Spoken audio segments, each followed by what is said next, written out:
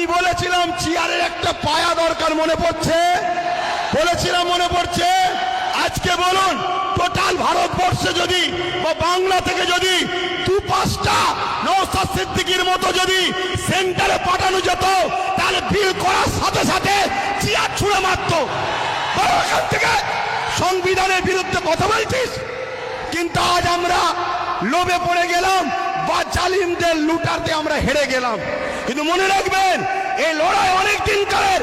আগামী দিন অস্তিত্ব বাঁচাবার জন্য যেমন আমাদেরকে রাজপথে সংবিধানের অধিকার নিয়ে লড়াই করতে হবে, ঠিক তেমনি সংবিধানের অধিকার নিয়ে নিজেদেরকে বাঁচার জন্য, নিজেদের অকাপ বাঁচাবার জন্য একটা চেয়ারের পায়ারও দরকার আছে না নাই? জোর আছে না নাই?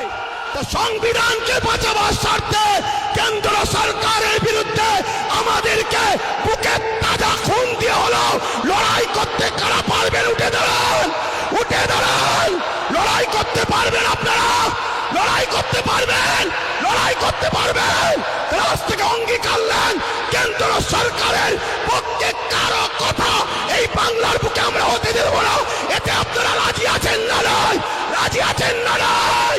সংবিধানকে যে পোড়াগুল তুলবে, আমাদের সংবিধানের বিরুদ্ধে যে কথা বলবে, আমার